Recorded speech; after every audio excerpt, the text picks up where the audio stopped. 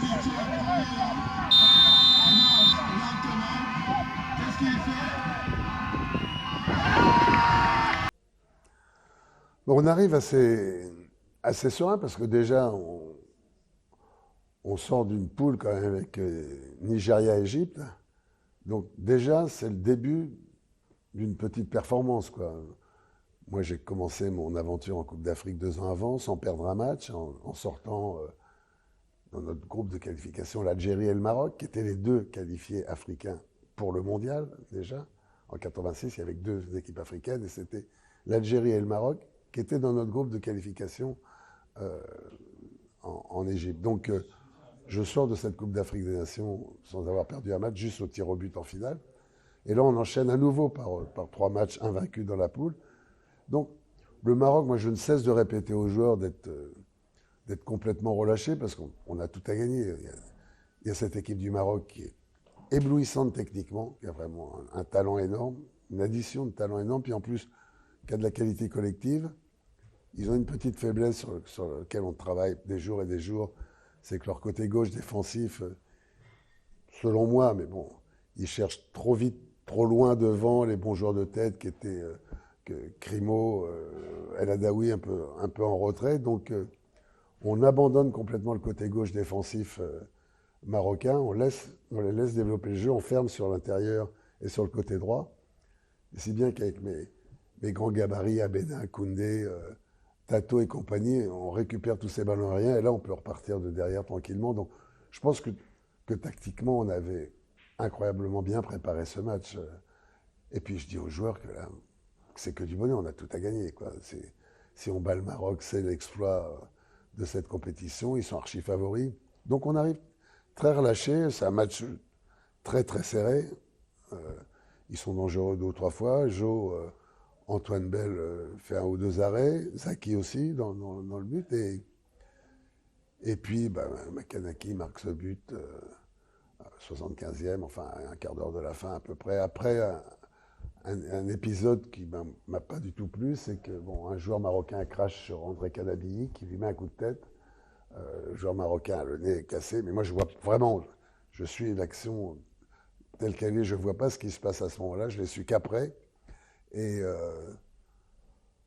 j'ai hésité longuement pour la finale même à mettre André parce que bon, quand on est entraîneur, on ne peut pas valider ce genre de truc. Et moi j'adorais André Canabilly qui était un joueur d'une qualité technique incroyable, mais aussi qui avait le son très chaud et qui avait eu tort d'avoir ce geste-là en demi-finale, mais provoqué par le joueur marocain.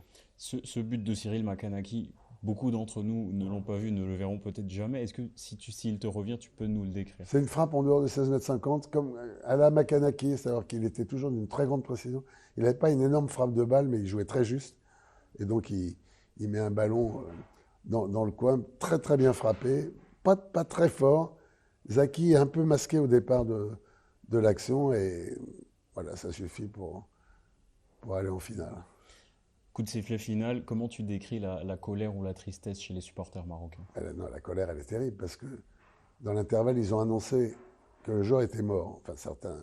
Alors, il n'y avait pas les fake news d'aujourd'hui, on était bien loin, il n'y avait pas les portables et tout, mais la rumeur, euh, on reste 2 heures dans les vestiaires avant de pouvoir quitter les vestiaires, 2 heures et demie, très longtemps.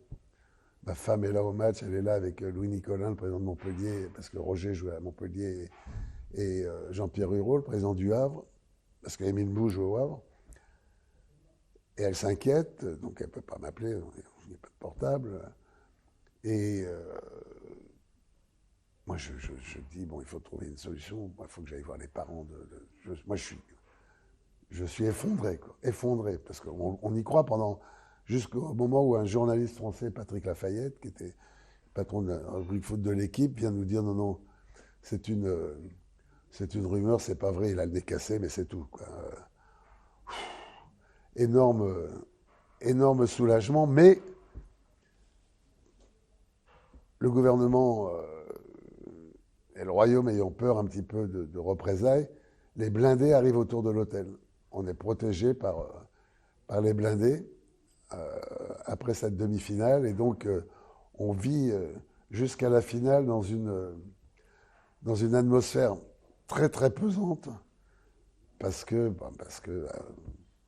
les Marocains vivent très douloureusement cette défaite en demi-finale, et en plus cette blessure de leurs joueurs. Mais paradoxalement, moi, j'avais pas envie de rester pendant 3 jours à l'hôtel. Donc le lendemain, j'ai dit à ma femme, on va aller découvrir un peu la campagne autour de Casablanca. Tout le monde me dit, il faut pas y aller, vous allez avoir des ennuis et tout. Et moi, j'avais fait des déclarations en regrettant ce geste et tout. Et finalement, on est partis tous les deux.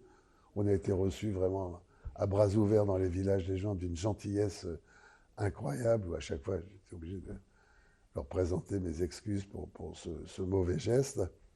Mais non, puis de là est née vraiment une histoire d'amour avec ce pays, parce que j'y reviens souvent quand on a quelques jours de libre, on adore Tanger, donc on va passer quelques jours à Tanger. Mais les heures qui ont suivi la finale ont été très lourdes. Pendant une demi-heure, on a cru que le joueur était mort, donc ça, vous imaginez, vous êtes sélectionneur d'une équipe, en face, c'était terrible, quoi. Je revis ça encore, et heureusement que d'un seul coup, on nous a démentis. Et puis après, bon, bah, on a eu, alors on ne sait plus, on nous disait 60, 70 000, on ne sait plus, parce que le stade était plein à craquer. On a eu, pour la finale, 60 000 supporters du Nigeria avec 1 millier de Camerounais, puisque tous les Marocains qui avaient acheté leur billet pour la finale étaient là, et tous, bien évidemment, étaient devenus des supporters naturels du Nigeria.